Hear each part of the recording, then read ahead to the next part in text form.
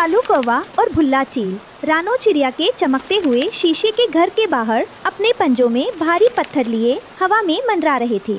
घर के अंदर रानो अपने बच्चों के साथ शांत बैठी थी।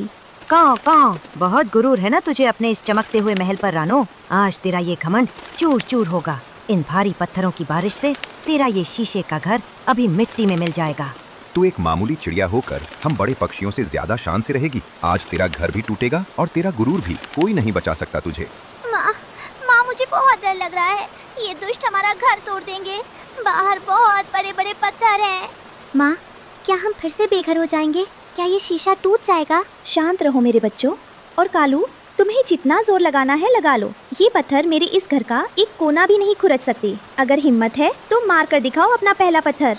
कालू कौवा पूरी ताकत से एक विशाल पत्थर शीशे की तरफ फेंकता है। पत्थर हवा को चीरता हुआ शीशे की तरफ पड़ता है। आखिर एक नन्ही और कमजोर सी चिड़िया ने इतनी बड़ी चुनौती कैसे दे दी? खूंखार चील और कौवे के पत्थरों से भी न टूटने वाला ये जादुई शीशे का घर रानो ने कैसे बनाया? और सबसे बड़ा रहस्य, उसे ये जादुई शीशा मिला कहाँ से? आइए चलते हैं 15 दिन पीछे। तेज बारिश और आंधी चल रही थी। रानो का तिनकों का घोंसला टूटकर जमीन पर गिर चुका था। तीनों एक पेड़ के खोखले तने में ठंड से सिकुड़ कर बैठे थे।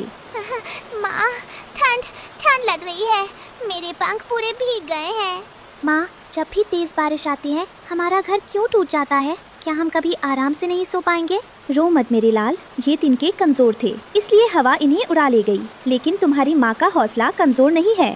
पर माँ, कल फिर बारिश आई तो? आज की रात आखिरी रात है जब तुम दोनों इस तरह ठंड में कांप रहे हो। ये तुम्हारी माँ का वादा है। कल सुबह सूरज निकलते ही मैं एक ऐसा घर बनाऊंगी जो ना बारिश में गलेगा, ना आंधी में उड़ेगा और ना ही कोई उसे तोड़ पाएगा। अगली सुबह रानो भोजन और घर बनाने की चीजें ढूंढते ढूंढते एक बहुत ऊंचे और खतरनाक पहाड़ पर पहुंच जाती है। वहाँ एक पुरानी गुफा के पास उसे कुछ चमकता हुआ दिखाई देता है। अरे, ये झाड़ियों के पीछे सूरज की रोशनी की तरह क्या चमक रहा है? ये तो कोई बहुत ही अजीब चीज है। रानो पास जाती है और अपनी चोंच से उस चीज को ठोक कर देखती है। टक टक टक। ये तो एकदम पारदर्शी है। इसके आर पार सब दिख रहा है और कितना सख्त है। क्या ये इंसानों का कोई फेंका हुआ शीशा है? नहीं, ये तो बहुत मोटा और मुड़ा हुआ है। शायद किसी वैज्ञानिक का कोई जादुई ग्लास है। अगर मैं इससे अपना घर बना लूं तो मेरे बच्चे सुरक्षित रहेंगे। रानो अपनी पूरी ताकत लगाकर उस भारी शीशे के स्लैब को खींचती है। जंगल के कुछ बंदर उसकी मदद करते हैं और वो उस शीशे, कुछ मजबूत मिट्टी और पेड़ों से निकलने वाले खास गोंद को लेकर अपने पेड़ पर लौटती है। रानो दिन रात एक करके उस शीशे को पेड़ की सबसे मजबूत डाल पर सेट करती है। उसे खास गोंद और पक्की मिट्टी से सील कर देती है। वाह माँ, ये कैसा घर है? इसके अंदर से तो पूरा जंगल दिख रहा है। माँ, बाहर इतनी तेज ठंडी हवा चल रही है, लेकिन अंदर तो जरा भी हवा नहीं आ रही।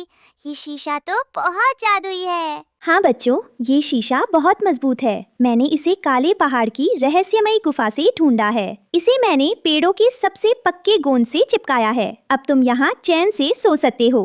तुम दुनिया की सबसे अच्छी माँ हो। कालू कौवा भीगते हुए और भुल्ला चील ठंड से कांपते हुए रानो के घर को देख रहे हैं। काओ भुल्ला भाई, देख रहे हो उस रानो की चालाकी?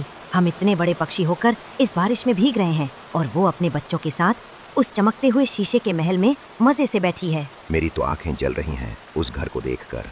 पूरे जंगल के जानवर आज उसी की तारीफ कर रहे हैं। कह रहे हैं कि रानो सबसे समझदार है।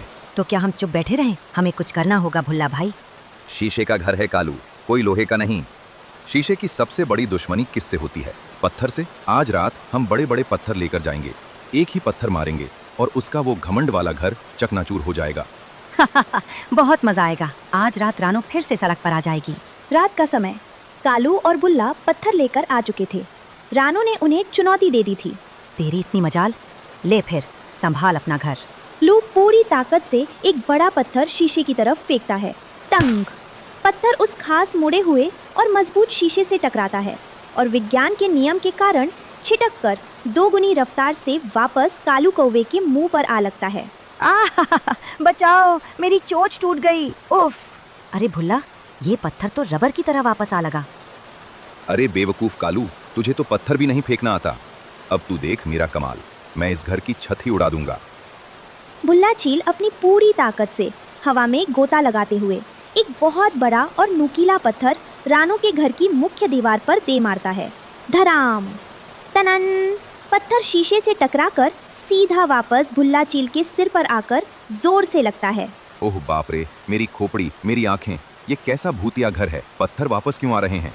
दोनों दर्द से करहाते हुए पेड़ की डाल पर गिर पड़ते हैं। देखो कुकू, उन दुष्टों को उनके ही पत्थर लग गए। माँ, तुमने सच कहा था, ये घर नहीं हमारा रक्षक है। रानो पनी खिड़की खोलकर बाहर आती है। कालू और बुल्ला सिर पकड़कर रो रहे थे। हमें माफ कर दो रानो बहन, हम ईर्ष्या में अंधे हो गए थे। तुम्हारा घर तोड़ने आए थे, पर हमारे ही पत्थरों ने हमें लहूलुहान कर दिया। हाँ रानू, हमें लालच और जलन की सजा मिल गई। तुम्हारे शीशे ने हमें आईना दिखा दिया। कालू और बुल्ला, गलती इस शीशे की नहीं, तुम्हारी नीयत की थी। ये शीशा सिर्फ एक घर नहीं है, ये एक माँ की सच्ची मेहनत है। और याद रखना, जो दूसरों के लिए गड्ढा खोदता है, प्रकृति उसे उसी गड्ढे में गिरा देती है। अगर यही ताकत तुम अपना घर बनाने में लगाते तो आज तुम्हें भी चोट नहीं खानी पड़ती। हम समझ गए बहन, आज के बाद हम कभी किसी की मेहनत से नहीं जलेंगे। कालू और बुल्ला शर्मिंदगी से सिर झुकाकर वहाँ से उड़ जाते हैं। जंगल में फिर से शांति छा जाती है। चलो बच्चों, अब आराम से सो जाओ। जब तक सच्चाई और मेहनत हमारे साथ है, हमें कोई आंधी या कोई पत्थर नुकसान नहीं पहुंचा सकता। शीशे के घर में चांद की रोशनी पड़ती है और वो पहले से भी ज्यादा सुंदर चमकने लगता है। तीनों खुशी खुशी सो जाते हैं। ईर्ष्या हमेशा उसी इंसान का नुकसान करती है जो इसे पालता है। किसी की सफलता से जलने के बजाय हमें अपनी मेहनत से अपनी सफलता की कहानी लिखनी चाहिए। बुराई का फेंका हुआ पत्थर हमेशा लौटकर बुराई करने वाले को ही लगता है।